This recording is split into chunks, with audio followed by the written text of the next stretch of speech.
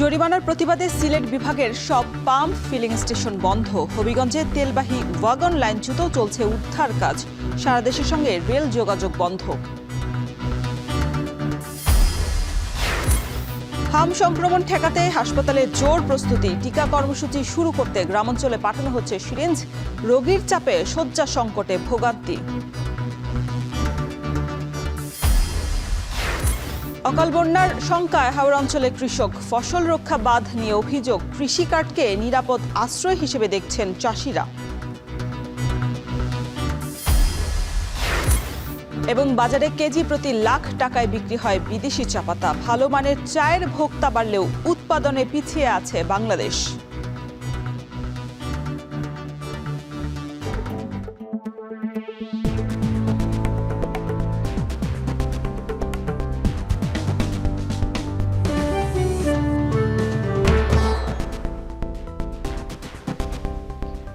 স্বাগত এখন জনপদে, সঙ্গে আছি আমি শরীফরাও।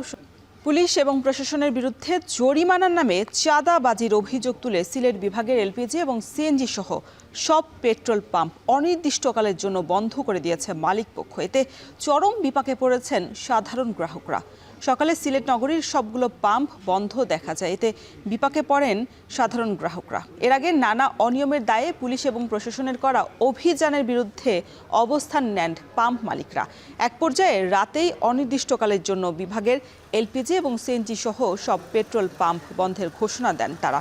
এ সময় তেল না পেয়ে ক্ষুব্ধ হয়ে সড়ক অবরোধ করেন পরিবহন শ্রমিকরা। প্রায় ঘণ্টাখানেকের পর প্রশাসনের হস্তক্ষেপে অবরোধ তুলে নেওয়া হয়। তবে বিষয়টি সুরাহা না হওয়ায় সকাল থেকে বন্ধ রয়েছে বিভাগের সব ধরনের জ্বালানি পাম্প।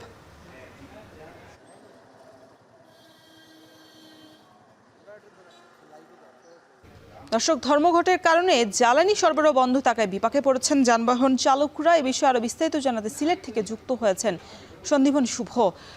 শুভ, গ্রাহকদের ভোগান্তি কেমন দেখছেন, আর ধর্মঘট প্রত্যাহারের বিষয়ে কোনো সিদ্ধান্ত হয়েছে কিনা?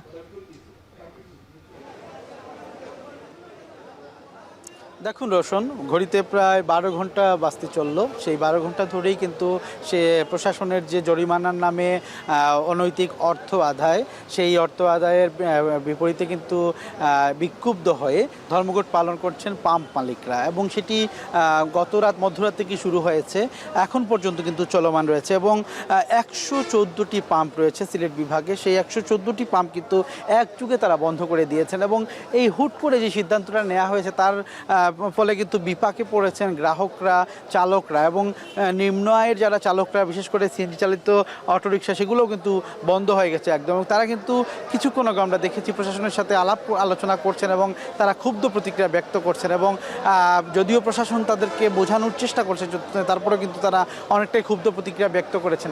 কিছুক্ষণ আগে আমরা তাদের সাথে কথা বলেছি, তারা বলছেন দেখেন যে এখানে তাদের রুটি রুজি সহ সব কিছুই বন্ধ হয়ে গেছে একমাত্র এই ধর্মঘটের কারণে। আমি যদি একটু শুরুর কথা বলতে চাই, গত রাতে একটি ঘটনা ঘটে। গত রাতে কিন্তু একজন পাম্প মালিককে জরিমানা করা হয় এবং সেই জরিমানার কারণেই কিন্তু সকল পাম্প মালিকরা ঐক্যবদ্ধ হয়ে যান। তারা বলছেন যে জরিমানার নামে তাদেরকে কিন্তু হয়রানি করা হচ্ছে এবং সেই হয়রানির অভিযোগ তুলেই কিন্তু তারা এই পাম্পগুলো বন্ধ করে দেন। এবং আরও কিছু ঘটনা কিন্তু কালকে রাত্রেই ঘটেছে। আমরা যেমনটি দেখছিলাম যে আসলে গতকাল রাতে আমরা দেখেছি যে সড়ক পর্যন্ত বন্ধ করে দেওয়া হয়েছে। এখানকার পরিবহন শ্রমিকরা তারা সড়ক পথ অবরোধ করে রাখেন। এর পরবর্তীতে আমরা দেখেছি যে বিশেষ করে সিএনজি পাম্প সহ পেট্রোল পাম্প সবগুলো পাম্প বন্ধের ঘোষণা আসে। যদিও সড়ক পথ অবরোধটা তুলে দেন 1 ঘন্টার মধ্যেই প্রশাসনের সহযোগিতা এবং প্রশাসনের হস্তক্ষেপে, কিন্তু এখন পর্যন্ত প্রায় 12 ঘন্টা হতে চললো, এখনও কিন্তু সেই ধর্মঘটটি বন্ধ করা বা ধর্মঘট প্রত্যাহার করার কোনো আমরা ঘোষণা আসেনি। তবে এখন একটু পরেই কিন্তু বৈঠক শুরু হবে, যেটি পাম্প মালিকরা বলছেন যে তাদের আন্তঃবৈঠক। সেই আন্তঃবৈঠকের পরপরই হয়তো বা কোনো একটি ঘোষণা আসবে। প্রশাসনের সাথে আলাপ আলোচনায় তারা যাবেন কি যাবেন না। যদিও এখানকার যত গ্রাহক আছেন এবং জনসাধারণ সহ প্রত্যেকেই বলছেন যে বিষয়টি উদ্ভূত পরিস্থিতি সৃষ্টি হয়েছে সেটির জন্য দ্রুততম সময়ের মধ্যে যেটা সমাধান করা হয়। তো রোশন, এই ছিল আমার কাছে সিলেটের পাম্প মালিকদের অবরোধের বা ধর্মঘটের সর্বশেষ খবর। সিলেটে অনির্দিষ্টকালের জন্য ফিলিং স্টেশন বন্ধ থাকায় বিপাকে পড়েছেন গ্রাহকরা। সে খবরই জানাচ্ছিলেন সন্দীপন শুভ। আজও দীর্ঘ লাইনে দাঁড়িয়ে পাম্প থেকে তেল সংগ্রহ করছেন যানবাহনের চালকরা। এতে কোথাও কোথাও ঘটছে অপ্রীতিকর ঘটনাও। সার্বিক পরিস্থিতি জানাতে নারায়ণগঞ্জ থেকে যুক্ত হয়েছেন সহকর্মী ইমরান আলী সজীব এবং নোয়াখালী থেকে যুক্ত হয়েছেন নাসিম শুভ। তবে শুরুতেই নারায়ণগঞ্জের পরিস্থিতি জানতে চাই। সজীব, পাম্পে জ্বালানির সরবরাহ বেড়েছে কিনা, পরিস্থিতি কেমন দেখছেন? জি রোশন, আমরা গত পরশুদিন কিন্তু নারায়ণগঞ্জে যে ডিপোগুলো আছে সেখান থেকে কিন্তু জ্বালানি সরবরাহের খবর জানিয়েছিলাম। তো আজকে আমি রয়েছি নারায়ণগঞ্জের একেবারেই প্রাণকেন্দ্রে যে পেট্রোল পাম্প রয়েছে সেই পাম্পে আমরা এসে সকালে যেমনটি দেখতে পেয়েছি যে তাদের গতকালকে যেই পরিমাণ তেল সরবরাহ করা হয়েছিল সেই সরবরাহ কিন্তু আজকে শেষ হয়ে গিয়েছে এবং সকাল থেকে এই পাম্পে যেই পরিবহন এসেছে সেই পরিবহনগুলো কিন্তু আসলে জ্বালানি না পেয়ে ফেরত গিয়েছে। এবং আপনি দেখতে পাচ্ছেন যে এখনও কিন্তু এই পাম্পটিতে গাড়ির যে লাইন কিন্তু আছে এবং তারা কিন্তু তেলের জন্য অপেক্ষা করছে। পাম্প কর্তৃপক্ষ থেকে আমাদেরকে যেমনটি জানানো হয়েছে, বিপিসির বেঁধে দেওয়া যে নিয়ম, সেই নিয়মে যে রেশনিং পদ্ধতিতে যে তেল সরবরাহ করার কথা, সেই সরবরাহ আজকে তাদের পরিমাণে যে তেলটি দেওয়ার কথা সেটি কিন্তু এখনো পাম্পে এসে পৌঁছেনি। যখনই এসে পৌঁছবে তখন থেকে কিন্তু তারা সরবরাহ শুরু করবে বলে আমাদেরকে জানিয়েছে। তবে আমরা একটি বিষয় জানাই যে জেলা প্রশাসনের পক্ষ থেকে যে নারায়ণগঞ্জে যে পাম্পগুলোতে যে ট্যাগ অফিসার নিয়োগ করা হয়েছে, আমরা কিন্তু সকালে দেখেছি যে ট্যাগ অফিসার এসে এই পাম্পের যে স্টক আছে, যে রিজার্ভ আছে, সেই রিজার্ভ কিন্তু তারা পরীক্ষা করেছে এবং কোথাও কোনো অবৈধ মজুদ আছে কিনা সেগুলো কিন্তু তারা দেখছেন। এবং পাশাপাশি জেলা পুলিশের পক্ষ থেকে কিন্তু পাম্পগুলোতে যে পুলিশের টহল কার্যক্রম সেগুলো কিন্তু বাড়ানো হয়েছে। আপনারা দেখতে পাচ্ছেন যে এখানে কিন্তু পুলিশ সদস্যরা অপেক্ষা করছেন। তারা কিন্তু এই পাম্পগুলোর যে নিরাপত্তা ব্যবস্থা সেই নিরাপত্তা ব্যবস্থা জোরদার করেছেন।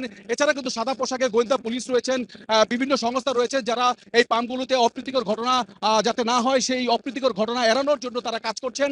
এবং তারা বলছেন আমাদেরকে যে কোনো ধরনের অবৈধ মজুদ সহ সকল ধরনের অপ্রীতিকর ঘটনা এড়ানোর জন্য জেলা প্রশাসন এবং পুলিশ প্রশাসন এক হয়ে তারা কাজ করছেন।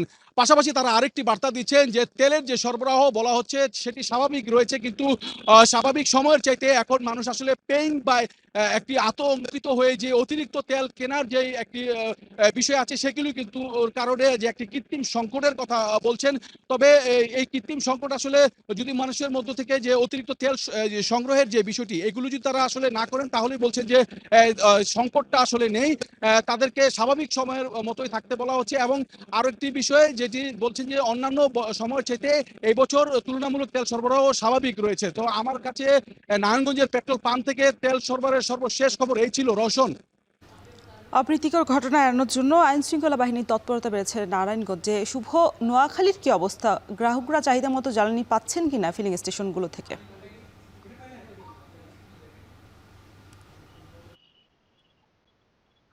রওশন, আমার পিছনে আসলে দীর্ঘ সারি দেখতেই পাচ্ছেন এবং এই সারি বোঝা যাচ্ছে গ্রাহক সামান্য যে জ্বালানি সেটি নিতে তাদেরকে কতটুকু দেখতে হচ্ছে। নোয়াখালীর মোট 28টি পেট্রোল পাম্প রয়েছে, যেগুলোর মধ্যে প্রায় আমি বলতে গেলে 18টির মতোই পাম্পই কিন্তু বন্ধ রয়েছে, যেগুলোতে তেল সরবরাহ হচ্ছে না। বাকি জেলা শহর মাইজদি সহ অন্যান্য যে 8টি পাম্প চালু রয়েছে সেগুলোতেও দিনের একটা নির্দিষ্ট সময় অর্থাৎ সকাল 10টা থেকে কোথাও সন্ধ্যা পর্যন্ত, কোথাও আবার রাত 10টা পর্যন্ত তেল দেওয়া হচ্ছে। রাত 10টা থেকে সকাল 10টা পর্যন্ত কোনো পাম্পেই তেল দেওয়া হচ্ছে না। আর সকাল 10টা থেকে রাত 10টা পর্যন্ত যে সকল পাম্পে তেল দেওয়া হচ্ছে জ্বালানি তেল, সেগুলো আসলে নির্দিষ্ট মাত্রা দেওয়া হচ্ছে, অর্থাৎ কোথাও মোটরসাইকেলের জন্য সেটি 200 এবং বড় গাড়ির জন্য সেটি সর্বোচ্চ 1000 টাকা জ্বালানি দেওয়া হচ্ছে। তো নোয়াখালীতে আসলে যে বাকি প্রায় 20টির মতো পাম্প বন্ধ রয়েছে, স্থানীয় ভোক্তারা অভিযোগ করছেন তারা আসলে তেলের কৃত্রিম সংকট তৈরি করতে ইচ্ছাকৃতভাবে বন্ধ রেখেছেন এবং কালোবাজারি চোরা বাজারে তারা তেল বিক্রি করছেন, এমন অভিযোগ আমরা পেয়েছি। এবং নোয়াখালী জেলা প্রশাসন এবং উপজেলা প্রশাসন, নোয়াখালী যে 9টি উপজেলা রয়েছে সেগুলোতে আসলে যে সকল অভিযান করছে সেগুলো একেবারেই নামমাত্র, অর্থাৎ জেলা প্রশাসনের ভূমিকাও এখানে নিয়ে অনেকে প্রশ্ন তুলছেন। কারণ কার্যত যেমন অভিযান অন্যান্য সময় করা হতো ঠিক তেমনি এখন কোনো অভিযান করা হচ্ছে না। আহ, এর কারণে কিন্তু আসলে পাম্পগুলোতে তেল না মিললেও খোলা বাজারে দ্বিগুণ এবং তিনগুণ দামে আসলে জ্বালানি তেল, পেট্রোল, অকটেন, ডিজেল এগুলো মিলছে। কোথাও 120 টাকার অকটেন সেগুলো ক্ষেত্রভেদে 200 থেকে 300 টাকা করে খোলা বাজারে বিক্রি হচ্ছে। যদিও যে 8টি পেট্রোল পাম্প রয়েছে যেগুলোতে জ্বালানি তেল এবং অন্যান্য তেল দেওয়া হচ্ছে সেগুলোতে কিন্তু পুলিশ পাহারা রয়েছে। আমার পিছনে দেখতে পাচ্ছেন এখানেও পুলিশ পাহারায় কিন্তু তেল দেওয়া হচ্ছে এবং তারা কিন্তু প্রতিদিনের হিসেবটা জনসম্মুখে নিয়ে রাখছেন আসলে কত লিটার তেল মজুদ আছে এবং কতটুকু প্রতিদিনই ভোক্তাদের মাঝে সরবরাহ করা হচ্ছে। তবে স্থানীয় ভোক্তারা বলছেন আসলে প্রশাসন যদি কঠিন নজরদারি করতো তাহলে হয়তো বা স্থানীয় যে যানবাহন চালক রয়েছেন এবং যে মোটরসাইকেল চালকরা রয়েছেন তাদের তেল পেতে সহজ হতো। তো এই ছিল আসলে রৌশন নোয়াখালী থেকে জ্বালানি তেলের যে সংকট, সেটি নিয়ে আমার কাছে এখন অব্দি সবশেষ। জ্বালানি সরবরাহের পরিস্থিতি জানাতে নোয়াখালী থেকে নাসিম শুভ এবং এর আগে নারায়ণগঞ্জ থেকে যুক্ত ছিলেন এমরান আলী। হবিগঞ্জে চট্টগ্রাম থেকে সিলেটগামী তেলবাহী ট্রেনের লাইনচ্যুত 6টি বগি উদ্ধার কাজ শুরু হয়েছে। ভোররাত থেকে উদ্ধার কাজ শুরু করে রেলওয়ে কর্তৃপক্ষ। এদিকে এখনও বন্ধ রয়েছে সিলেটের সাথে সারা দেশের রেল যোগাযোগ। এতে বিপাকে পড়েছেন সাধারণ যাত্রীরা। কাজল সরকারের প্রতিবেদন। লাইনচ্যুত ওয়াগন উদ্ধারে জোর তৎপরতা। রেলওয়ে কর্তৃপক্ষের সঙ্গে অংশ নেয় সেনাবাহিনী ও বিজিবি সহ আইন শৃঙ্খলা রক্ষা বাহিনী। ক্ষতিগ্রস্ত হয় বিপুল পরিমাণ জ্বালানি। রেলওয়ে কর্তৃপক্ষ জানায়, বুধবার সন্ধ্যায় জ্বালানি তেল নিয়ে চট্টগ্রাম থেকে সিলেটে যাচ্ছিল তেলবাহী ট্রেন। রাত 9টার দিকে হবিগঞ্জের মাধবপুর উপজেলার মনতলা এলাকায় পৌঁছালে ট্রেনটির 6টি ওয়াগন লাইনচ্যুত হয়। এর মধ্যে একটি ওয়াগন খালে পড়ে যায়। দুর্ঘটনার পর ছড়িয়ে পড়ে জ্বালানি তেল। এ সময় স্থানীয়দের তেল সংগ্রহ করতে দেখা যায়। ঘটনার পরপরই উদ্ধার অভিযানে তৎপরতা শুরু করে রেলওয়ে কর্তৃপক্ষ। বিকট শব্দ রয়েছে ওই যে মধ্যে স্থান থেকে, কিন্তু গাড়িটা কিন্তু আপনার কালনি আর পারাবত যে স্পিডটা থাকে এরকম স্পিডে আসছে গাড়িটা। ভূমিকম্প একটা শব্দ হয়েছে। তারপরে আমরা এই বাজার তাইবেলা দেখছি গাড়িগুলা দেখো। এদিকে দুর্ঘটনার পর থেকে সিলেটের সঙ্গে সারা দেশের রেল যোগাযোগ বন্ধ হয়ে যায়। এতে দুর্ভোগে পড়েন সাধারণ যাত্রীরা। দুর্ঘটনা তদন্তের জন্য বিভাগীয় পরিবহন কর্মকর্তাকে প্রধান করে 5 সদস্য বিশিষ্ট একটি কমিটি গঠন করেছে রেলওয়ে বিভাগ। আমরা যতটুকু অবজারভেশন করছি তাতে ওভার স্পিড থাকার কারণে এই ট্রেনটি চাকা গতি হারিয়ে ফেলে এটা খাদে পড়ে যায়। এটা গতকাল 9টা থেকে আমরা উদ্ধার কাজের সাথে সম্পৃক্ততা আছি, এখন অবধি চলতেছে। 5টি ওয়েল ট্যাঙ্কার এবং একটি গার্ড ব্রেক সহ মোটামুটি 6টি ট্যাঙ্ক এবং ব্রেক ভ্যান লাইনচ্যুত হয়। আমাদের 5 সদস্য বিশিষ্ট একটা তদন্ত কমিটি গঠন করা হয়েছে এবং তাদেরকে 3 কার্য দিবসের মধ্যেই তদন্ত প্রতিবেদন জমা দেওয়ার জন্য বলা হয়েছে। দ্রুত গতির কারণে দুর্ঘটনা ঘটতে পারে বলে প্রাথমিকভাবে ধারণা করছে রেলওয়ে কর্তৃপক্ষের কর্মকর্তারা। এখন হবিগঞ্জ। দর্শক, লাইনচ্যুত 6টি বগি উদ্ধারের সবশেষ পরিস্থিতি জানাতে এই মুহূর্তে ঘটনাস্থল থেকেই যুক্ত হয়েছেন কাজল সরকার। কাজল, লাইনচ্যুত বগিগুলো উদ্ধারের কার্যক্রম প্রক্রিয়া কি অবস্থা? আর সিলেটের সঙ্গে তো সারা দেশের রেল চলাচল বন্ধ রয়েছে, সেটা আবারও স্বাভাবিক হতে কত সময় লাগতে পারে?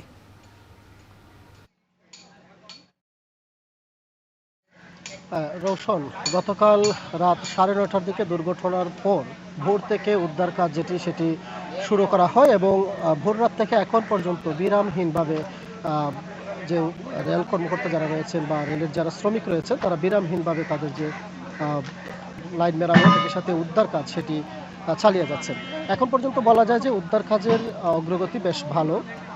6টি বগির মধ্যে এর মধ্যে 4টি এবং একটি বগি রেল লাইনের উপরে রয়েছে এবং আরেকটি আপনারা জানেন যে ব্রিজের নিচে পড়ে গিয়েছে। ফলে একটি যে বগি এখন পর্যন্ত ওয়াগান যেটি লাইনের মধ্যে রয়েছে সেটি সরিয়ে নেওয়ার পরই লাইন সেটি পুরোপুরি বলা যায় যে উদ্ধার হয়ে যাবে এবং পরবর্তীতে ক্ষতিগ্রস্ত যে লাইনগুলো রয়েছে সেগুলো মেরামতের কাজ চলবে। এবং রেলওয়ে কর্তৃপক্ষ যেটি বলছেন যে আধা ঘন্টা বা 40 মিনিটের ভেতরে যে বগিটি এখন পর্যন্ত লাইনের উপরে রয়েছে সেটি সরানো সম্ভব হবে এবং এরপরই আসলে লাইন মেরামতের কাজ সেটি শুরু হবে। একই সাথে রেল ব্রিজ সেটিও বেশ ক্ষতিগ্রস্ত হয়েছে, যে কাঠগুলো রয়েছে সেগুলো আসলে ভেঙে গিয়েছে, ফলে নতুন কাঠ এই জায়গাতে লাগাতে হবে। সব মিলিয়ে বলা যায় যে অগ্রগতি ভালো হলেও সন্ধ্যার আগে আসলে পুরোপুরিভাবে সিলেটের সঙ্গে যে সারা দেশের রেল যোগাযোগ সেটি স্বাভাবিক হওয়ার সম্ভাবনা একেবারেই কম। আরেকটি বিষয় জানিয়ে রাখি যে এই যে গতকাল রাত থেকে রেল চলাচল সিলেটের সঙ্গে সারা দেশে বন্ধ রয়েছে, ফলে এই অঞ্চলের যে যাত্রীরা রয়েছেন তারা সীমাহীন ভোগান্তিতে পড়েছেন। বিশেষ করে সিলেট থেকে চট্টগ্রাম এবং ঢাকাগামী 3টি ট্রেন এর মধ্যে সিলেটে তাদের যে যাত্রা সেটি বাতিল করেছে। একই সাথে চট্টগ্রাম থেকে পাহাড়িকা এক্সপ্রেস যেটি সিলেটে যাবে সেটিও তাদের যে যাত্রা সেটি বাতিল করেছে। রেল যেটি লাইন সেটি পুরোপুরি সংস্কার হওয়ার পরই সেগুলো তাদের যে যাত্রা সেটি শুরু করবে। ফলে এই যে দীর্ঘ সময় রেল চলাচল বন্ধ রয়েছে, এই অঞ্চলের যে যাত্রীরা তারা সীমাহীন দুর্ভোগের মধ্যে পড়েছেন বলা যায়। তবে রেলওয়ে কর্তৃপক্ষ যেটি বলছে যে দুর্ঘটনার মূল কারণ এখনও চিহ্নিত করা যায়নি। তদন্ত কমিটি যেটি গঠন করা হয়েছে 5 সদস্যের, সেই তদন্ত কমিটি 3 দিনের ভেতরে প্রতিবেদন দাখিল করবে এবং ক্ষয়ক্ষতি সহ দুর্ঘটনার যে কারণ সেটি তারা চিহ্নিত করবেন এবং প্রতিবেদন দাখিল করবেন 3 দিনের মধ্যে। তবে প্রাথমিকভাবে যেটি ধারণা করা হচ্ছে, সাধারণত ওয়াগানের যে পরিমাণ গতি থাকার কথা সেই গতির তুলনায় অতিরিক্ত গতি ছিল, যে কারণে এই দুর্ঘটনা ঘটেছে। এই ছিল রোশন আমার কাছে সব। হবিগঞ্জে তেলবাহী ট্রেনের লাইনচ্যুত 6টি বগির উদ্ধার কাজের সবশেষ পরিস্থিতি জানাচ্ছিলেন কাজল সরকার। এদিকে বিশ্ববাজারে অস্থিরতার দোহাই দিয়ে বরগুনার পাথরঘাটায় সৃষ্টি হয়েছে ডিজেলের কৃত্রিম সংকট। জ্বালানি এই সংকটে নদীতে যেতে পারছেন না দেশের দ্বিতীয় বৃহত্তম মৎস্য অবতরণ কেন্দ্রের হাজারো জেলে। সিন্ডিকেটের এই কারসাজিতে ভয়াবহ সংকটে পড়েছে উপকূলীয় মৎস্যজীবীরা। জেলা প্রশাসন কঠোর ব্যবস্থার আশ্বাস দিলেও মাঠ পর্যায়ে তার কোনো প্রতিফলন নেই, এমনই অভিযোগ করেছেন ভুক্তভোগীরা। সুজন আকুনের প্রতিবেদন। বরগুনার পাথরঘাটা মৎস্য অবতরণ কেন্দ্রে যেখানে জেলেদের কর্মব্যস্ত থাকার কথা, সেখানে এখন শুনশান নীরবতা। সব প্রস্তুতি থাকার পরও তেলের অভাবে নোঙ্গর করে আছে শত শত ট্রলার। জেলেদের অভিযোগ, মধ্যপ্রাচ্যে উত্তেজনা আর হরমুজ প্রণালী বন্ধকে পুঁজি করে ব্যবসায়ীরা জ্বালানির কৃত্রিম সংকট তৈরি করেছে। দোকানে তেল থাকলেও নির্ধারিত দামে বিক্রি করছে না। ব্যারেল প্রতি 4 থেকে 5 হাজার টাকা বেশি দিলে মিলছে ডিজেল। এদিকে 6 দিন আয়া হচ্ছি, যদি 10 দিন ফিশিং করতাম তাহলে দেখা গেছে কোম্পানির বাজার খরচ হতো, একটা বোর্ডের বাজার খরচ লাগে 500 লাখ টাকা, এখন বাজার খরচ ওঠে না, তেলের কারণে আয়া হচ্ছি। তেলে পুরোই সংকট, পাওয়া যাইতেছে না। সাগরে যাইতে পারে না, ডিজেলের সংকট, ডিজেল পায় না। এই জন্য সিন্ডিকেটের অভিযোগ অস্বীকার করলেও সরবরাহ ঘাটতির কথা স্বীকার করলেন ডিলার। তার দাবি, চাহিদার তুলনায় সরকারি বরাদ্দ খুবই সামান্য। চাহিদা আমরা তো পূরণ করতে পারবো না। সপ্তাহে 20,000 লিটার পেট্রোলের চাহিদা, আমি পাইতেছি 3,000, হয়তো 2টা পাম্পে তারাও এরকম পায়, তাতে তো হইতো না। সাগরের জলদস্যু আতঙ্ক এবং ব্যবসায়ী সিন্ডিকেট সব মিলিয়ে চরম আর্থিক সংকটে ট্রলার মালিকরা। দ্রুত ব্যবস্থা গ্রহণের দাবি সংশ্লিষ্টদের। কিনতে পারতেছে না, কারণ একটা তেল লাগে 10 ব্যারেল, কোনোটা লাগে 20 ব্যারেল।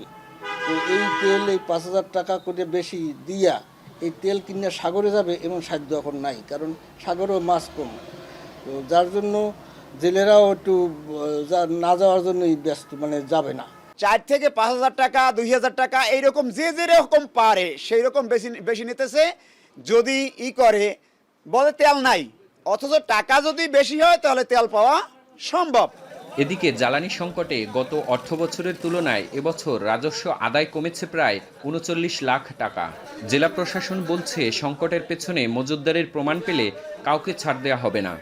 পাম্প আছে জেলায় এবং প্রত্যেকটাতেই ট্যাগ অফিসার নিয়োগ করা হয়েছে। তারা প্রত্যেক দিন তার কী পরিমাণ সাপ্লাই আসে, কী পরিমাণ তারা মজুত করে এবং কী পরিমাণ বিক্রি করে, এটা তারা তদারকি করবে এবং আমাদেরকে রিপোর্ট দিবে।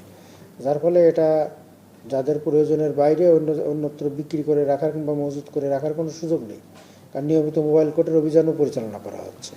আশ্বাস নয়, বরং দ্রুত জ্বালানি সংকট স্বাভাবিক করে সাগরে ফেরার নিশ্চয়তা চান উপকূলের জেলেরা। সুজনা কোন, এখন বরগুনা। দেশজুড়ে বেড়েছে হামের সংক্রমণ। রোগীর চাপ সামলাতে হিমশিম অবস্থা হাসপাতালগুলোর। এই অবস্থায় রোববার থেকেই জরুরি টিকাদান কর্মসূচি শুরু হচ্ছে। বেশি আক্রান্ত উপজেলায় আজকালের মধ্যেই হামের টিকা সিরিঞ্জ পাঠানো হবে। দর্শক, এই বিষয়ে আরো বিস্তারিত জানাতে আমাদের সাথে বগুড়া থেকে যুক্ত হয়েছেন রাজীব সেলিম, পাবনা থেকে মাসুদ রানা এবং টাঙ্গাইলে আছেন কাউসার আহমেদ। তবে শুরুতেই বগুড়ার অবস্থা জানতে চাই। রাজীব, বগুড়ায় হামের সংক্রমণের কি অবস্থা দেখছেন? হাসপাতালগুলোতে যথেষ্ট ব্যবস্থা রয়েছে কিনা?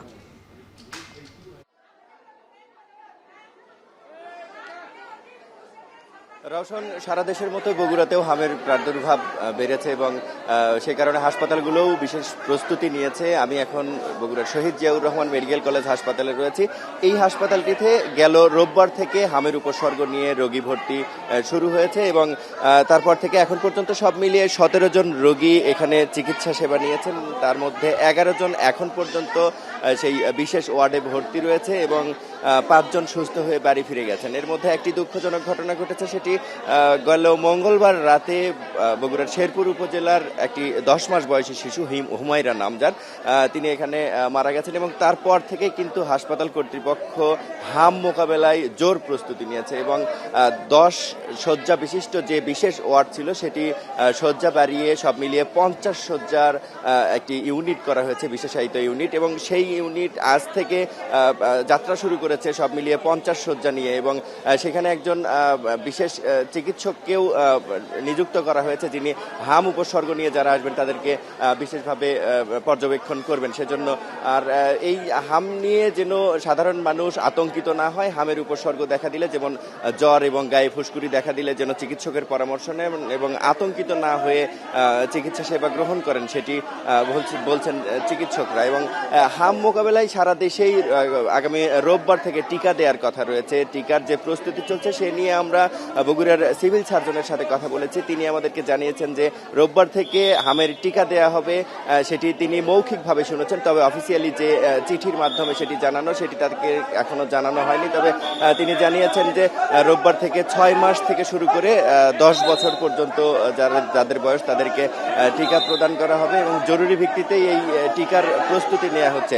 তবে এখন পর্যন্ত কোনো টিকা কিংবা টিকা দেওয়ার যে সরঞ্জাম, সেই সরঞ্জামগুলো এখন পর্যন্ত বগুড়ায় এসে পৌঁছায়নি। তবে তিনি বলছেন যে শুক্রবার এবং শনিবারের মধ্যেই সেই টিকা এবং টিকার দানের যে সরঞ্জাম সেগুলো চলে আসবে বগুড়ায় এবং স্বাস্থ্যকর্মীদের যে ছুটি বাতিলের ঘোষণা দেওয়া হয়েছে সেটি রোববার থেকে শুরু হচ্ছে। তবে এখন পর্যন্ত বগুড়ায় দায়িত্বশীলরা সেই ধরনের কোনো চিঠি পাননি।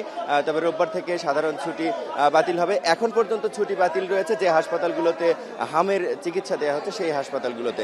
এই ছিল আমার কাছে বগুড়া থেকে হামের প্রাদুর্ভাব নিয়ে সব শেষ খবর। রওশন, এবার আমরা একটু পাবনার পরিস্থিতি জানতে চাই। মাসুদ, আপনি জানাবেন পাবনাতে হামের সংক্রমণ কেমন দেখছেন, আর এই যে হামের টিকা সিরিঞ্জ পাঠানোর কথা রয়েছে সেটা কবে নাগাদ পৌঁছাতে পারে, কি তথ্য রয়েছে আপনার কাছে?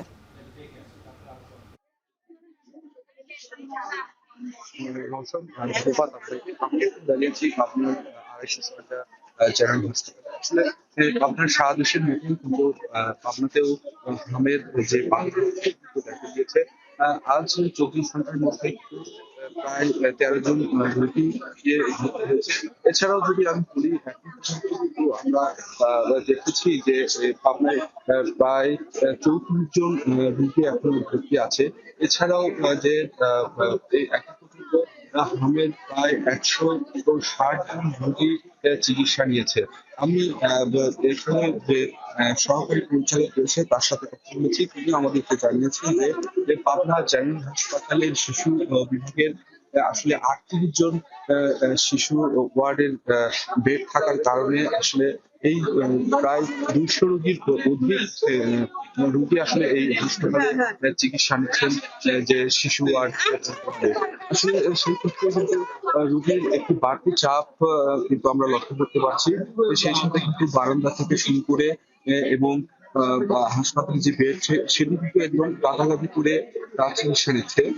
আমি হাসপাতালের পরিচালকের সাথে কথা বলেছি, তিনি আমাদেরকে জানিয়েছেন যে চিকিৎসা সেবায় কোনো ঘাটতি তারা দিচ্ছে না। এছাড়াও বেড সংকটের কারণে তারা কিন্তু এখন পর্যন্ত কোনো ব্যবস্থা নিতে পারছে না। এছাড়াও আইসিইউ ওয়ার্ড তৈরি করলেও পর্যাপ্ত পরিমাণ লোক থাকার কারণে কিন্তু তারা এখানে চিকিৎসা সেবা দিচ্ছে। এ ছিল পাবনা থেকে সর্বশেষ। দর্শক, সাম্প্রতিক স্বাস্থ্যসেবা পরিস্থিতি নিয়ে ঢাকা শিশু হাসপাতালে এই মুহূর্তে কথা বলছেন স্বাস্থ্যমন্ত্রী। আমরা সরাসরি যুক্ত হচ্ছি সেখানে।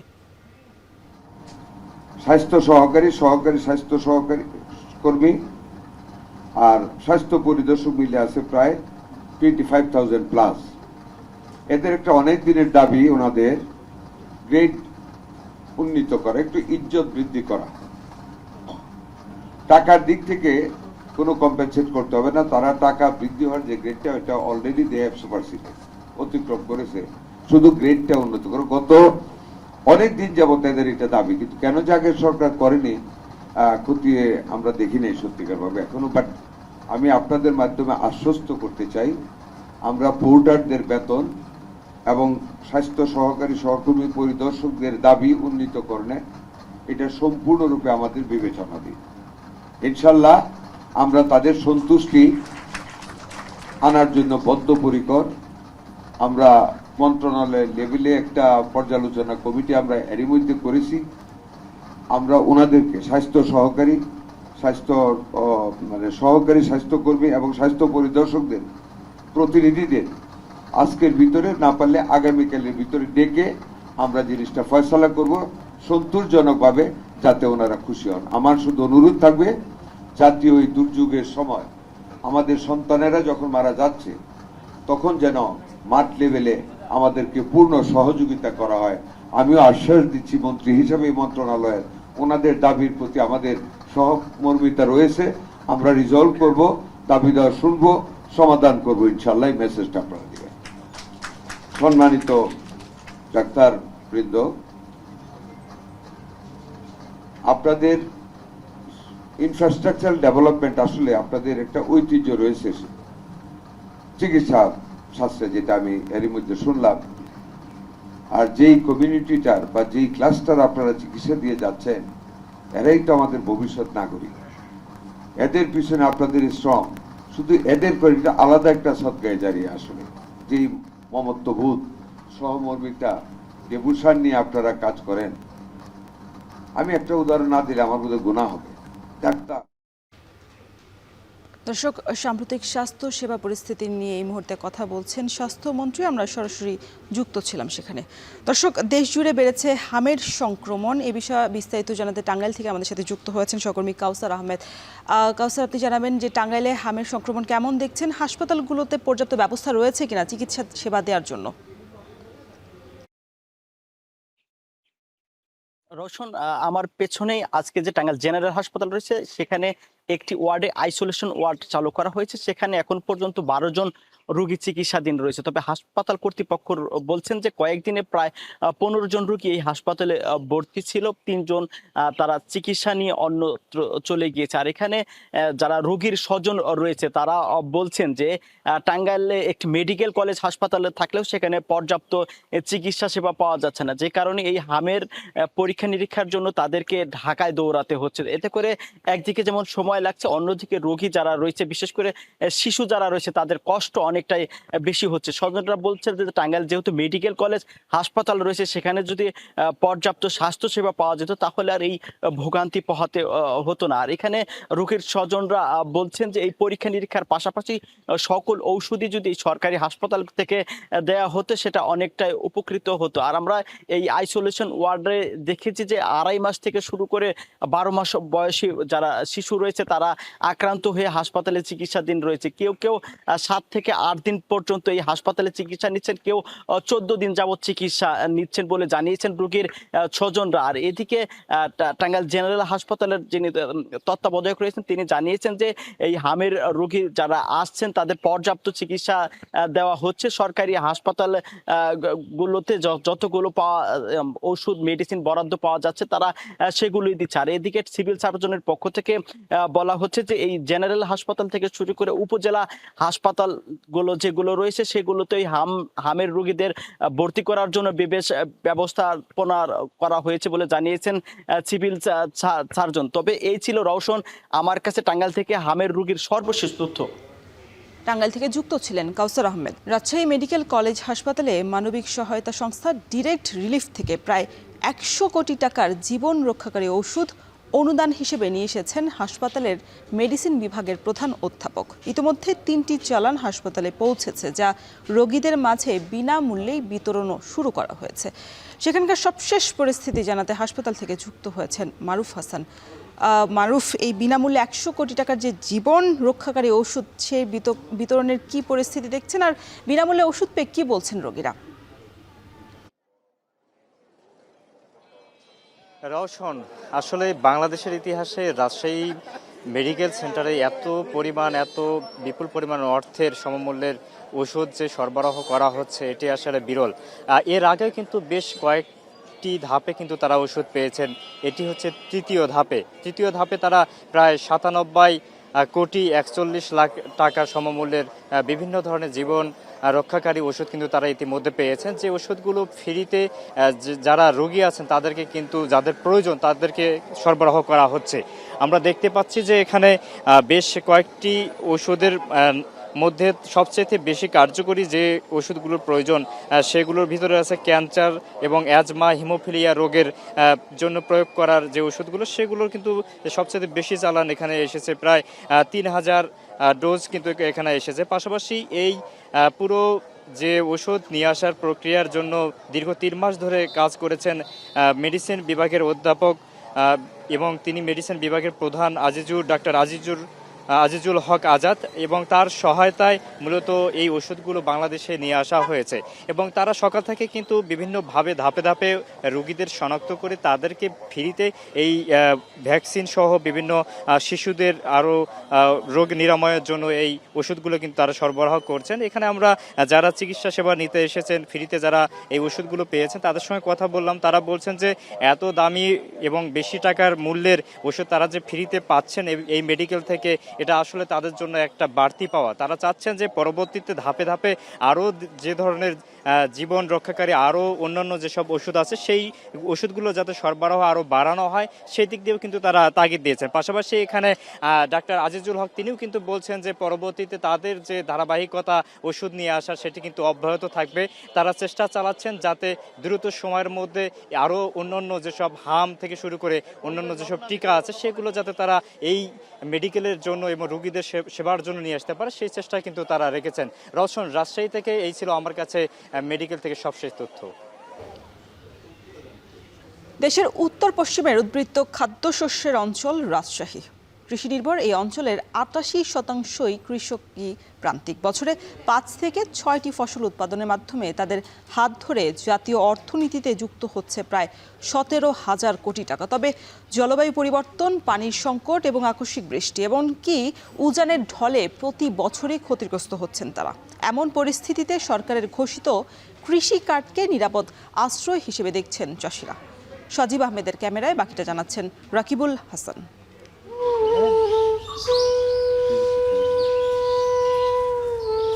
রাজশাহীর পবা উপজেলার থালতা গ্রামের কৃষক সিরাজউদ্দিন একসময় ফসল আবাদে ব্যস্ত থাকলেও আলু চাষের লোকসানের কারণে এখন প্রান্তিক চাষিতে পরিণত হয়েছেন তিনি। হতদরিদ্র এই কৃষকের এখন সম্বল মাত্র 4 কাঠার একটি পেঁয়াজ ক্ষেত।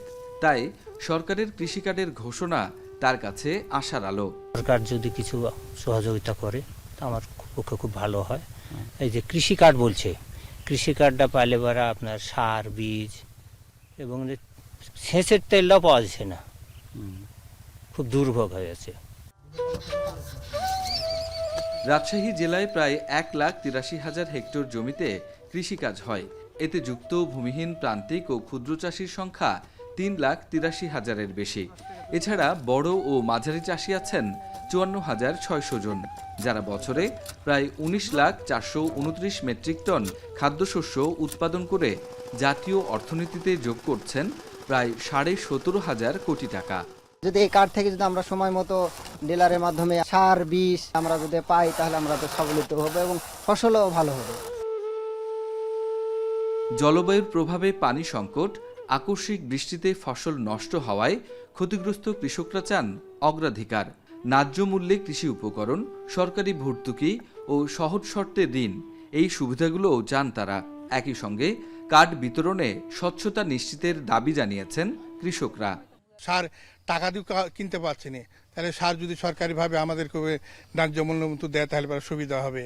কৃষি কার্ড দিলে হয়তো আমাদের একটা সুবিধা হবে, কৃষকের জন্য আমাদের তেল পাবো, তেলের সুবিধা পাবো, আমরা আবাদ পানি আমাদের ভালো হবে। সরকার যদি যে টাকাগুলো দিতে যাচ্ছে 2500 করে আগে বললেন, তো এগুলো যদি কৃষক অবধি পৌঁছায় তাহলে আমাদের খুব ভালো হবে। সরকার যদি দেয় গরিবের হাতে দেন আসি পড়ে, তারা দেন গরিবেরাই পা।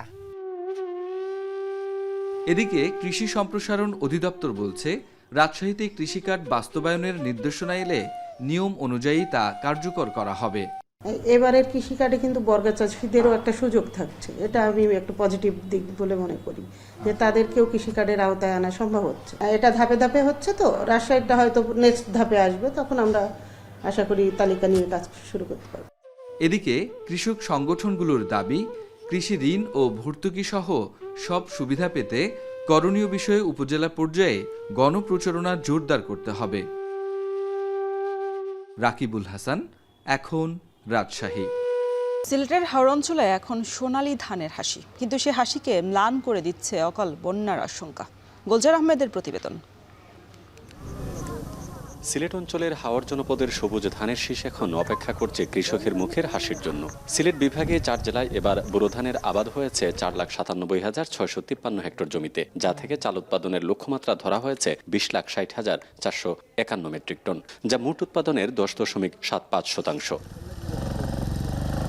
7 এপ্রিল থেকে সিলেটে শুরু হচ্ছে বোরো ফসল ঘরে তোলার উৎসব। বিগত বছর দুয়েক হাওরের কৃষকরা উৎপাদিত ফসল ঘরে তুললেও এবার প্রতিকূল আবহাওয়ায় দুশ্চিন্তার কারণ হয়ে দাঁড়িয়েছে। সময়ের আগেই ভারী বৃষ্টিপাত আর শিলাবৃষ্টির কারণে বন্যার আশঙ্কায় রয়েছেন তারা। করছি যারা 5 কাজ 6 কাজ জমি করছে, এরা বান্ধের অবস্থা দেখলে তো মাথা খারাপ হয়ে যায়। এই যে ফসলটা লাগাইছি, ফসলটা যদি কোনো রকম হতে তো আমরা মরা। এক ফসল বুড়ো জমিন করে বাদ খাই, এই জমিনের মধ্যেই আমরা পানি তলে গেলে আমরা কি করে চলবো? হাওরের ফসল রক্ষা বাঁধ নিয়েও রয়েছে সংশ্লিষ্টদের নানা অভিযোগ। ইতিমধ্যে জলাবদ্ধতায় হাওরের অনেক জমি পানি নিচে তলিয়েছে, আর বাঁধের কাজ সময়মতো না হওয়া এবং নির্মাণ ত্রুটির কারণে এখন পুরোটাই ঝুঁকিতে হাওরের কৃষি জমি, বলছেন হাওর সংশ্লিষ্টরা। সুনামগঞ্জে যে কাজের মান সেটা নাজুক এবং এটা দুর্নীতি একদম চরম পর্যায়ে পৌঁছেছে। মার্চ মাস থেকে বৃষ্টি শুরু হয়েছে, সবগুলা হাওরে জলাবদ্ধতা আছে। জলাবদ্ধতা নিরসনে কিন্তু তাদের কোনো কার্যকর উদ্যোগ আমরা দেখিনি। যদিও পানি উন্নয়ন বোর্ড ও কৃষি বিভাগ জানিয়েছে সার্বিক পরিস্থিতি বিবেচনা করে সতর্কতামূলক কার্যক্রম গ্রহণ করেছেন তারা। আবহাওয়া অনুকূলে থাকলে এপ্রিলের মধ্যেই উত্তোলন করা যাবে হাওরের উৎপাদিত ফসল। প্রতি বছরই কিন্তু মার্চ, এপ্রিল, মে মাস এই সময় প্রচুর বৃষ্টিপাত হয়, এটা একটা আগাম বন্যা সৃষ্টি করে। তো এই বছরও কিন্তু আমরা এই আশঙ্কা উড়িয়ে দিতে পারি না, এবং সেই কারণে আমাদের হাওর অঞ্চলে যে পিএইসির কাজগুলো ইতিমধ্যে প্রায় শেষের দিকে, এবং ফসলও আর 15 দিন পর থেকে কাটা শুরু হয়ে যাবে। কৃষকদের সাথে, স্থানীয় প্রশাসনের সাথে আমরা মত বিনিময় করেছি, যাতে করে আমাদের কর্তন যন্ত্র সহজলভ্য থাকে, সহজ এবং দ্রুত আমরা ধানগুলো কর্তন করে আনতে পারি। হাওরে সোনালী স্বপ্ন এখন নির্ভর করছে আবহাওয়ার উপর। সময়মতো ফসল ঘরে তুলতে পারলেই বিগত বছরের সকল উৎপাদন রেকর্ড ছাড়িয়ে যাবে বলে আশা কৃষি সংশ্লিষ্টদের। গুলজার আহমেদ, এখন সিলেট। সাধারণ চায়ের পাশাপাশি ভোক্তাদের কাছে চাহিদা বাড়ছে বিশেষায়িত নানা রকম চায়ের, যেসব চা পাতার প্রতি কেজি মূল্য 1000 টাকা থেকে লাখ টাকা পর্যন্ত। কিন্তু বিশেষায়িত চা পাতা উৎপাদনে প্রতিযোগী দেশের তুলনায় অনেক পিছিয়ে রয়েছে বাংলাদেশ। হোসেন জিয়াদের প্রতিবেদন। প্রতিদিন 12 থেকে 13 কোটি কাপ চায়ে চুমুক দেয় দেশের মানুষ। নির্বাচনের এ বছরে সে চাহিদা ছিল আরও বেশি। এ বিপুল চাহিদার যোগান দেয় দেশের 171টি চা বাগান। 2025 সালে দেশে চা পাতার উৎপাদন হয়েছে 95 মিলিয়ন কেজি, যা আগের বছরের তুলনায় 2 মিলিয়ন বেশি। বিডাররা জানান, দেশে ভালো মানের চায়ের উৎপাদন হলেও চাহিদার তুলনায় পর্যাপ্ত উৎপাদন না হওয়ায় নিলামে দফায় দফায় বেড়েছে চা পাতার দাম। বাণিজ্য মন্ত্রণালয় থেকে চার একটা মূল্য নির্ধারণ করে দেওয়ার কারণে ওই মূল্য বৃদ্ধি প্লাস চা উৎপাদনও কম, এই কারণে মার্কেটে চার প্রচুর চাহিদার কারণে আমাদের চার মূল্য বেড়ে যাচ্ছে। তবে দুঃখজনক হলো, চা পাতার দাম বাড়লেও লোকসানে বাগান মালিকরা। উৎপাদন খরচ বেড়ে যাওয়া ও যথাযথ নজরদারির অভাবকে দুষছেন তারা। এজন্য বিশেষায়িত চা উৎপাদনে জোর দেওয়ার পরামর্শ সংশ্লিষ্টদের। চট্টগ্রামের একটি সুপার শপের চিত্র এটি। থরে থরে সাজানো চীন, শ্রীলঙ্কা, ইংল্যান্ড সহ বিশ্বের বিভিন্ন দেশ থেকে আমদানি করা নানা রকম বিশেষায়িত চা। এসব চা পাতার কেজি 1000 টাকা থেকে লাখ টাকা পর্যন্ত। সম্প্রতি দেশের বাজারে নিলামেও একটি চা পাতা বিক্রি হয়েছে 900 টাকা কেজিতে। দেশের বাজারে দিন দিন ভালো মানের চায়ের ভোক্তা বাড়লেও দামি চায়ের কদরে এখনও অনেক পিছিয়ে বাংলাদেশ। সুপার শপে যে চাগুলো আসে এগুলো বিভিন্ন ভেরিয়েন্টের চা, যেটা বিদেশে অলরেডি শুরু হয়ে গেছে, চায়নাতে শুরু হয়ে গেছে, শ্রীলঙ্কাতে শুরু হয়েছে। আমাদের দেশেও চা শিল্পে যারা সংশ্লিষ্ট আছে বাগানের সাথে, তারাও চেষ্টা করতেছে এই ধরনের চা নিয়ে কাজ করার জন্য। নর্মাল ব্ল্যাক টি দিয়ে আমরা ইন্টারন্যাশনাল মার্কেটে তেমন কম্পিট করতে পারছি না, বাট এই কোয়ালিটি চা নিয়ে যদি আমরা ঢুকতে পারি তাহলে আমাদের কস্ট অফ প্রোডাকশনের চেয়ে অনেক অনেক বেশি গুণে দামে আমরা এটা বিক্রি করতে সক্ষম হব। বর্তমানে দেশে উৎপাদিত চা পাতার 2% বিদেশে রপ্তানি হয়। মূলত উৎপাদন খরচের কারণে শ্রীলঙ্কা, ভারত বা কেনিয়ার সাথে প্রতিযোগিতায় টিকতে পারছে না বাংলাদেশ। হুসাইন জিয়াদ, এখন চট্টগ্রাম। আর এই ছিল এখন জনপথের আয়োজন। এতক্ষণ সঙ্গে থাকার জন্য ধন্যবাদ।